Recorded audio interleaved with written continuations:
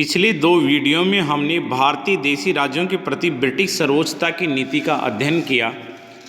जैसा हमने प्रथम वीडियो में बताया कि ब्रिटिश सरकार द्वारा देशी रियासतों के ऊपर अपनी संप्रभुता स्थापित करने के लिए मुख्य रूप से 5 प्रकार की नीतियों का पालन किया, जो हमने अध्ययन की दृष्टि से विभाजित किया है। पहले वीडियो में हमने 2 नीतियां 1740 से 1756 के मध्य समानता प्राप्त करने की नीति, 1757 से 1813 के मध्य हमने रिंग फेंस या घेरे की नीति या बफर स्टेट की पॉलिसी का अध्ययन किया था। द्वितीय वीडियो में हमने अधीनस्थ पार्थक्य की नीति जो 1813 से 1857 के मध्य रही, उनका अध्ययन किया। आज हम आगामी 2 जो नीतियां हैं उनका अध्ययन हम इस तीसरी वीडियो में करेंगे। चौथी नीति थी अधीनस्थ संघ एवं सहयोग की नीति 1857 से 1935। जैसा नाम में स्पष्ट है, अधीनस्थ संघ की देशी रियासतों को ब्रिटिश सरकार ने अपने अधीन लाकर एक संघ बनाने का प्रयास किया। एक ऐसा प्रयास किया कि सर्वोच्च रूप से ब्रिटिश सत्ता रहे और उसकी छत्रछाया में नीचे देशी शासक बने रहें, साथ साथ उनका सहयोग भी मिलता रहे। जैसे जैसे इनको संकट महसूस हुआ या ट्रांसपोर्टेशन कम्युनिकेशन जैसी समस्याएं आई, तो उनसे सहयोग लेने की नीति भी रही। तो 1857 से 1935 के बीच की इनकी जो पॉलिसी रही, उनको अधीनस्थ संघ एवं सहयोग की नीति कहते हैं। और इस नीति का प्रारंभ 1857 के भारत के प्रथम राष्ट्रीय स्वतंत्रता संग्राम के तदुपरांत होता है। 1857 की क्रांति में हमने अध्ययन किया कि ब्रिटिश सरकार की नीतियां देशी शासकों के प्रति बदली, क्योंकि देशी शासकों ने उस तूफान को रोकने का कार्य किया जिस तूफान से ब्रिटिश साम्राज्य को भारत में खतरा उत्पन्न हो रहा था। और इस खतरे को कम करने में देशी शासकों का सबसे बड़ा योगदान था। ये तत्कालीन गवर्नर जनरल के स्टेटमेंट से भी प्रदर्शित होता है। जैसा लॉर्ड कैनिंग ने कहा कि देशी शासकों ने उस तूफान को रोकने का कार्य किया जो बिल्कुल सहसा अचानक आया था। इसी प्रकार उनके एक स्टेटमेंट की यदि सींधिया नहीं होता तो अंग्रेजों को कुछ ही दिनों में अपनी बोरियां बिस्तर समेटकर इंग्लैंड जाना पड़ता। तो उसके पश्चात अंग्रेजों को यह एहसास हुआ कि यदि भारत में ब्रिटिश साम्राज्य को सुरक्षित और स्थायी रखना है तो इन देशी शासकों से सहयोग लेना जरूरी है। लेकिन दूसरी तरफ वे यह भी चाहते थे कि ये शक्तिहीन बने रहें, इसलिए वे तमाम प्रयास भी जारी रखे जिनसे देशी शासक कमज़ोर होते रहें।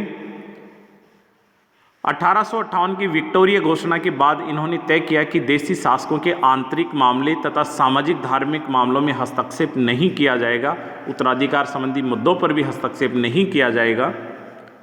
लेकिन जब कभी ब्रिटिश शासन को आवश्यकता महसूस हुई तो उन्होंने शासकों को दंडित भी किया, उनके पद से भी हटाया, आर्थिक जुर्माना भी लगाया।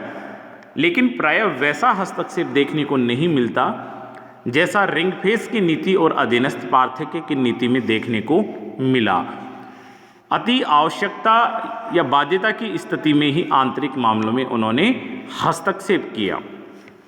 तो ये हम देखते हैं 1857 के विद्रोह के बाद कंपनी ने देशी रियासतों के आंतरिक मामलों में हस्तक्षेप बंद कर दिया। 1858 के विक्टोरिया की घोषणा पत्र के माध्यम से भारतीय राजाओं को आश्वासन दिया कि उनके वंशानुगत शासन को कायम रखा जाएगा। राजाओं को गोद लेने का अधिकार पुनः प्रदान किया, क्योंकि 1857 के विद्रोह में देशी रियासतों ने उस तूफान को रोकने का कार्य किया जिसका एक बड़ा झोंका अंग्रेजी शासन को उखाड़ सकता था।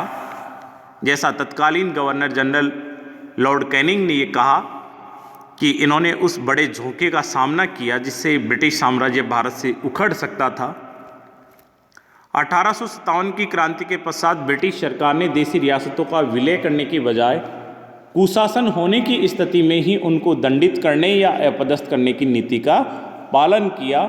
सामान्यतः किसी भी रियासत का ब्रिटिश साम्राज्य में विलय नहीं किया था।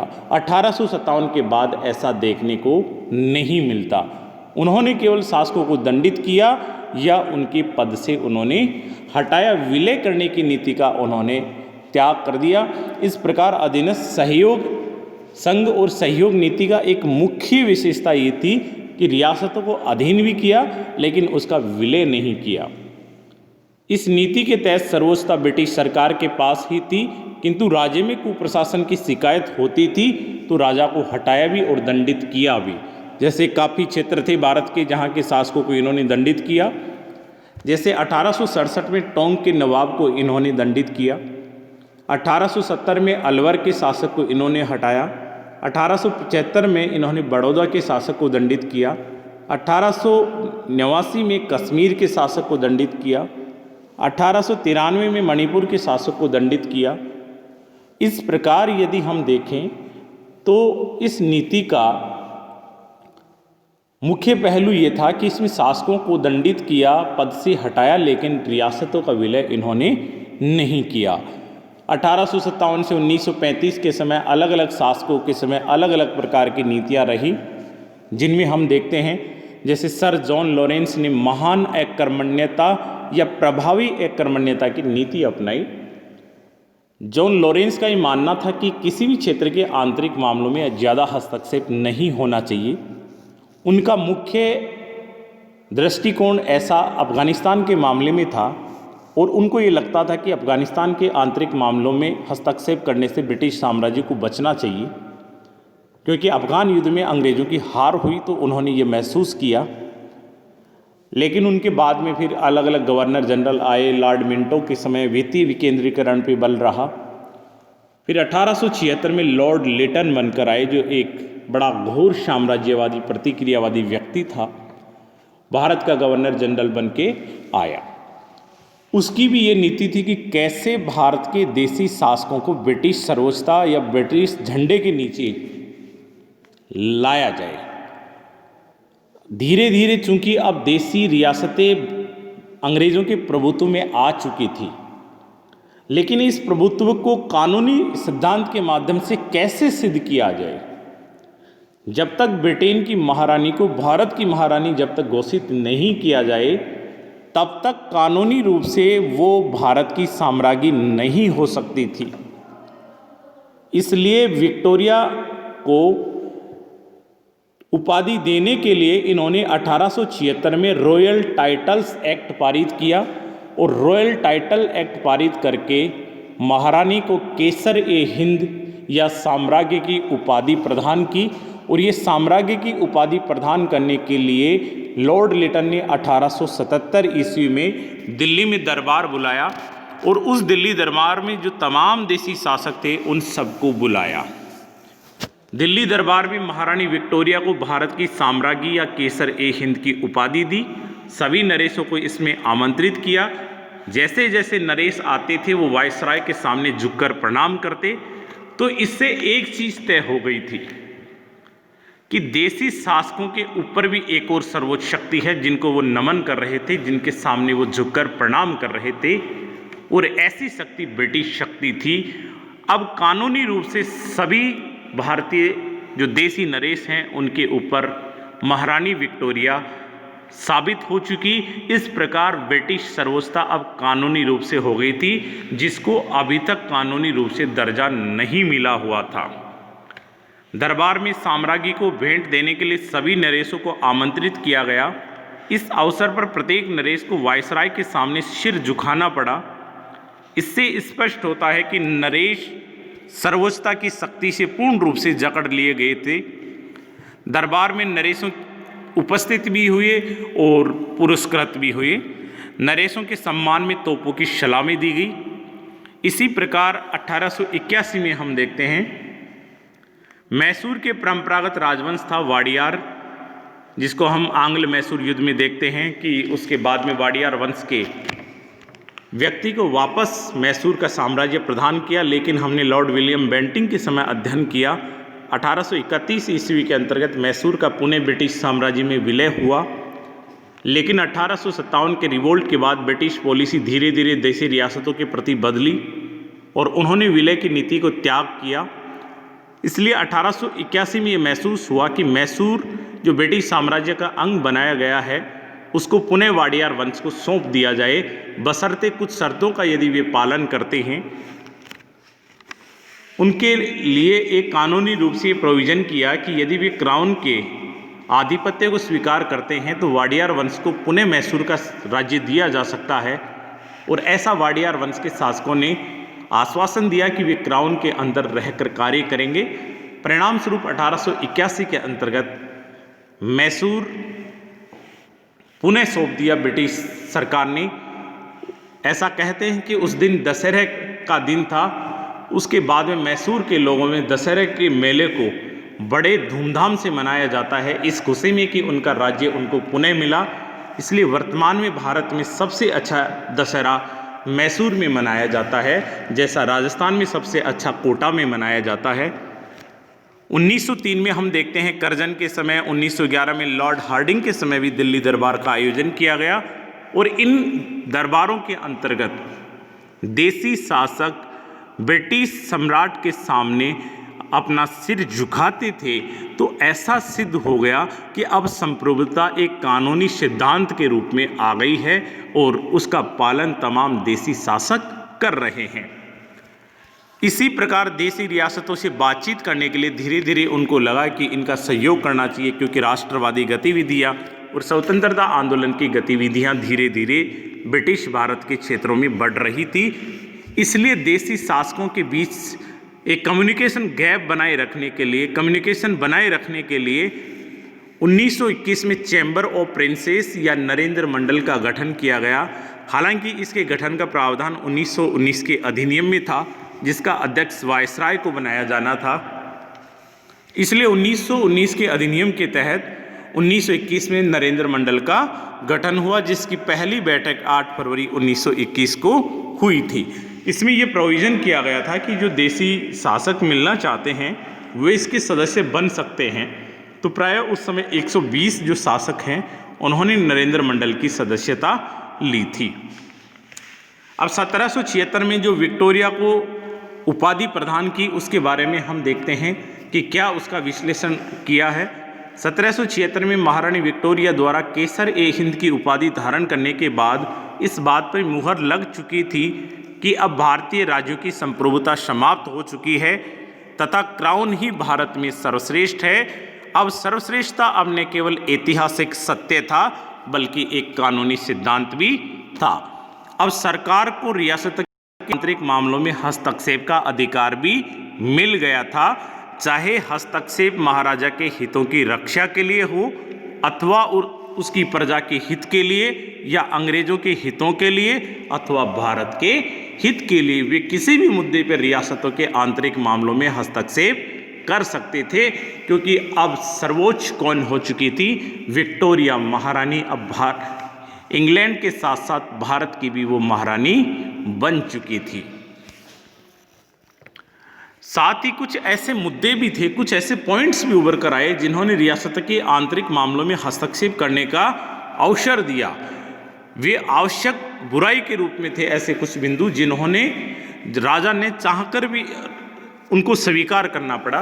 जैसे उस समय रेलवे थी, सड़कें थी, टेलीग्राम थी, नहर थी, पोस्ट ऑफिस थी, प्रेस थी। इस प्रकार के जो काम करने पड़ रहे थे ब्रिटिश भारत से विभिन्न क्षेत्रों तक, जब रेल की पटरी बिछाना हो, सड़क बिछाना हो, टेलीग्राम लाइन बिछानी हो, तो चूंकि काफ़ी क्षेत्र देसी शासकों के भी पड़ते थे, इसलिए जो विदेश नीति से संबंधित है तथा इस प्रकार के जो मुद्दे थे उस पर भी देसी शासकों से इन्होंने सहमति प्राप्त कर ली। इस कारण भी देसी शासकों के प्रदेशों के अंतर्गत धीरे धीरे अंग्रेजी हस्तक्षेप बढ़ना शुरू होता है। आधुनिक संचार व्यवस्था, रेलवे, सड़क, टेलीग्राफ, नहर, पोस्ट ऑफिस, प्रेस तथा भारतीय जनमत में भी अंग्रेजों को भारतीय रियासतों के मामलों में हस्तक्षेप करने तथा उनके अधिकार को कम करने में सहायक परिस्थितियों की भूमिका निभाई। भारत सरकार इन रियासतों के बाहरी और विदेशी संबंधों में भी पूर्ण नियंत्रण रखती थी कि विदेशों में कभी भी सहयोग समझौते करने हों तो पहले ब्रिटिश सरकार से अनुमति लेनी होगी। सरकार इनकी ओर से युद्ध की घोषणा कर सकती थी, तटस्थता कर सकती थी एवं शांति संधि का प्रस्ताव भी कर सकती थी। अब देसी रियासत और ब्रिटिश सरकार में श्रेष्ठ कौन है, इसका निर्धारण अभी भी नहीं हुआ था। हालांकि रॉयल टाइटल्स एक्ट के माध्यम से जब केसर-ए-हिंद की उपाधि दी गई तो अनौपचारिक रूप से सर्वोच्चता स्थापित हो गई थी, लेकिन अभी भी ये अंदेशा बना हुआ था कि देसी रियासतों के ऊपर सर्वश्रेष्ठ कौन है। देसी शासक और ब्रिटिश भारत के बीच किस प्रकार के संबंध हैं, इन संबंधों को अभी भी विस्तृत रूप से परिभाषित नहीं किया गया।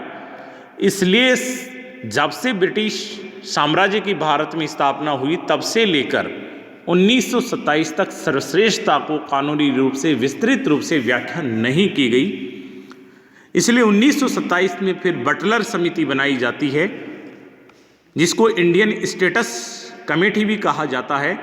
उसके माध्यम से ये तय करने का प्रयास किया गया कि सर्वोच्च कौन है और उस सर्वोच्चता को किस प्रकार से लागू करना है। बटलर समिति को हम आगे कुछ ही देर बाद विस्तृत रूप से देखेंगे। उससे पहले हम देखते हैं कर्जन की नीति किस प्रकार की थी। जैसा कि कर्जन को घोर साम्राज्यवादी, घोर प्रतिक्रियावादी कहा जाता है और ऐसा कहा जाता है कि भारत के बारे में जितना लॉर्ड कर्जन जानता था शायद ही उस काल में कोई अन्य अंग्रेज जानता था। लॉर्ड कर्जन की इच्छा भी थी, जब वो अपनी बाल्यावस्था में था तो उसकी प्रारंभ से एक इच्छा थी कि वह भारत के अंतर्गत ब्रिटिश गवर्नर जनरल बन के जाए, क्योंकि उस समय इंडियन सिविल सर्विस हुआ करती थी, जो दुनिया की सबसे आकर्षित सेवाओं में से एक सेवा थी। उस समय दुनिया में सबसे ज़्यादा वेतन भत्ते सुविधाएं इंडियन सिविल सर्विस को प्रदान की जाती थी। इसलिए काफ़ी योग्य जो ब्रिटेन के अधिकारी थे वो भारत में आए और काफ़ी नियमों संबंधी जो भारत में सुधार होते हैं अप्रत्यक्ष रूप से उन्हीं अधिकारियों के कारण भारत में हुए। इसलिए आधुनिक समय तक भी भारत में जो काफ़ी कानून हैं वो तत्कालीन समय के लागू हैं। उसका मुख्य कारण इंडियन सिविल सर्विसेज थी, जिनके माध्यम से इंग्लैंड के बेस्ट ऑफिसर भारत के लिए आकर्षित होते थे। भारतीय रियासतों के प्रति कर्जन की नीति। कर्जन ने विभिन्न संधियों की विस्तृत रूप से परिभाषित करके ये कहना शुरू कर दिया कि भारतीय राजाओं की अपनी प्रजा के सेवक के रूप में गवर्नर जनरल से सहयोग करते हुए सरकार की विभिन्न योजनाओं में भागीदारी निभानी चाहिए। वो ये कहना चाहता था कि विभिन्न नीतियाँ जो हम लागू करना चाहते हैं उसमें आप हमारे सहयोगी बनकर रहें। हम आपके कुछ राज्य के अंतर्गत विभिन्न जो कार्य हैं उनको लागू करना चाहते हैं।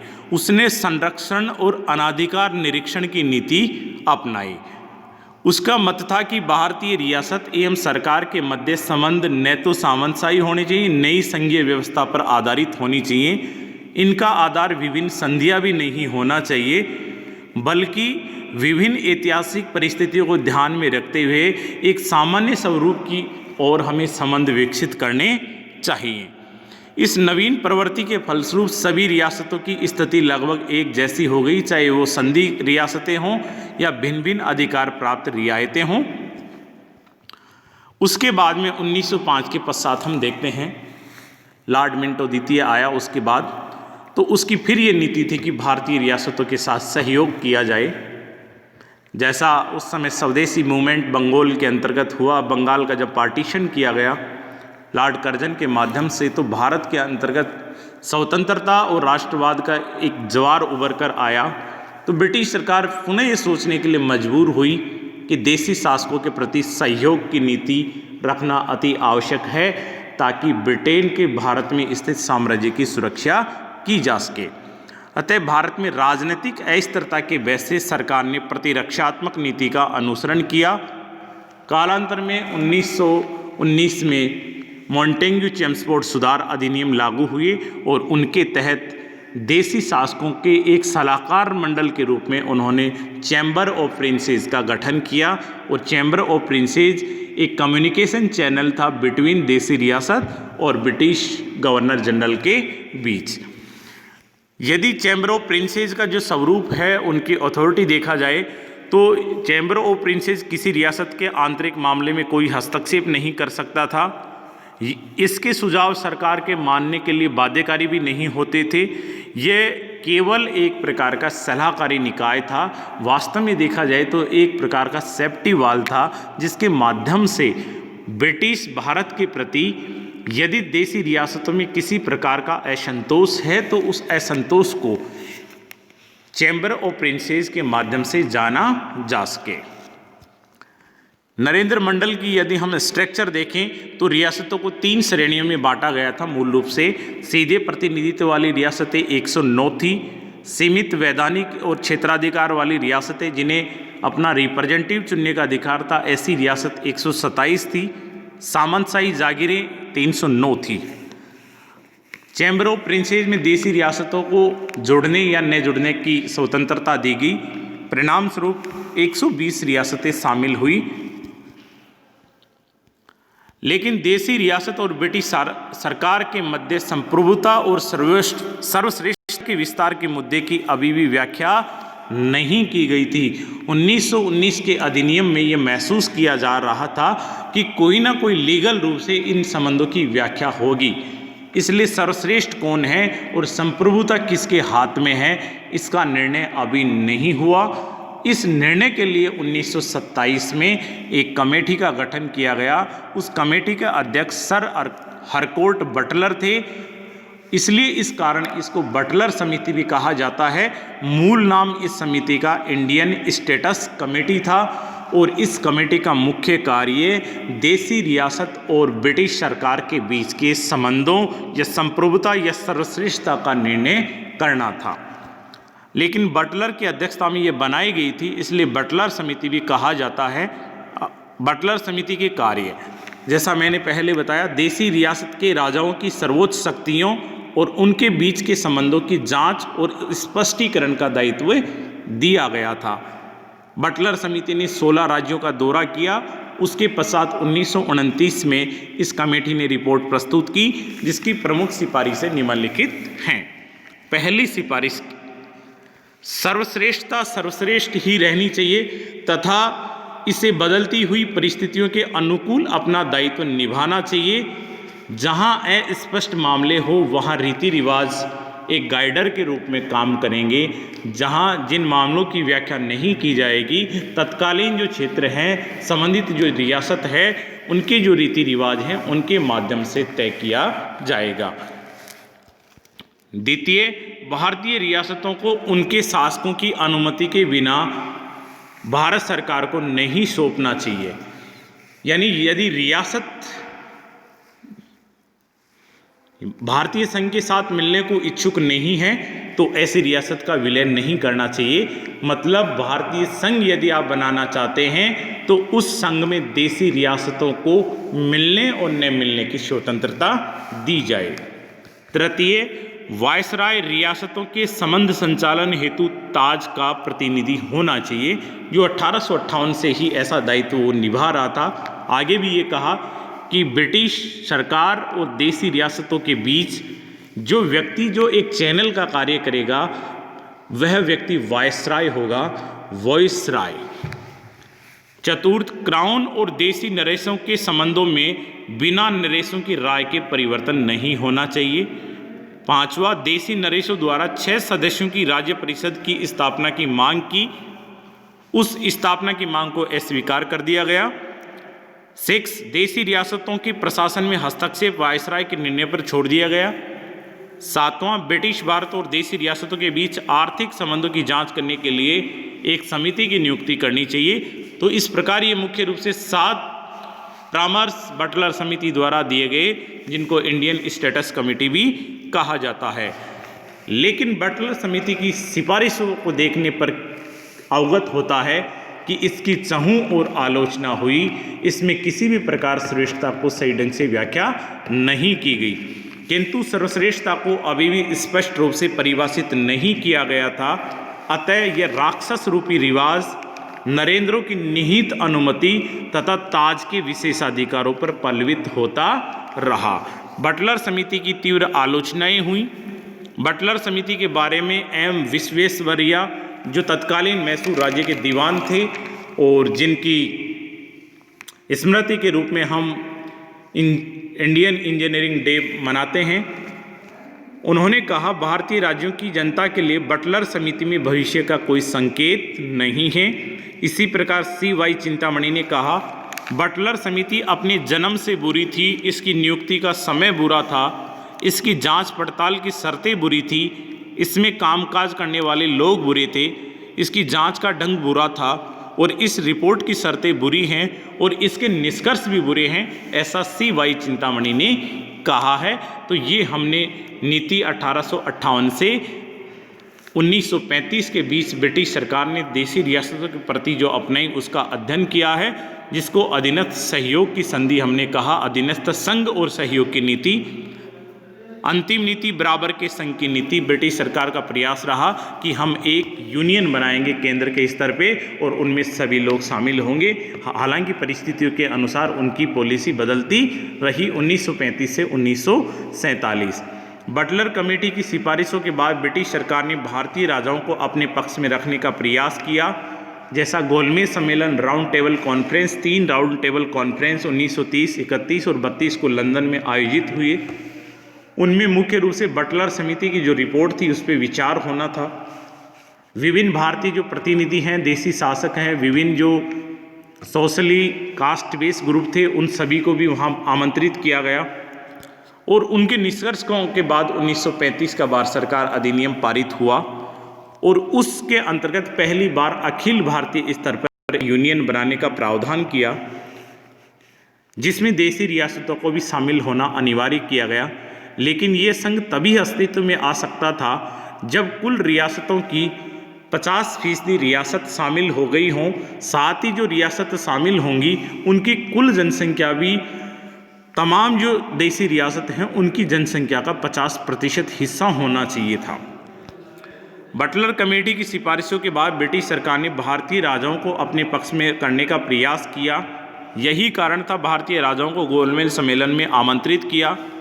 गोलमेज सम्मेलन के निष्कर्षों के आधार पर 1935 का अधिनियम पारित हुआ, जिसमें देशी रियासतों को भारतीय संघ में शामिल होना उनकी इच्छा पे छोड़ा गया। 1935 के अधिनियम में भारत की संघीय विधायिका के कुल 375 स्थानों में 125 स्थान तथा उच्च सदन में 260 स्थानों में से 104 स्थान देशी रियासतों के लिए निर्धारित किए। 1942 में क्रिप्स मिशन आया।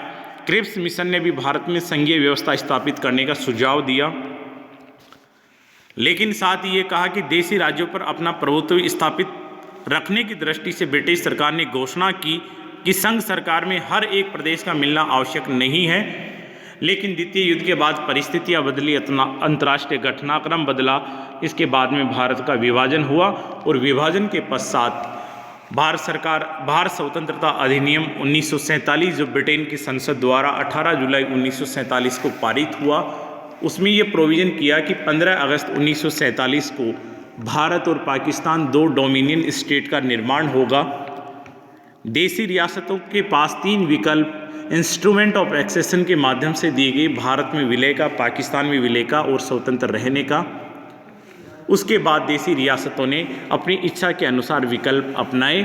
किस प्रकार रियासतों का एकीकरण हुआ वो हम अलग चैप्टर में देख रहे हैं। इसी के साथ ये नीतियाँ समाप्त हुई।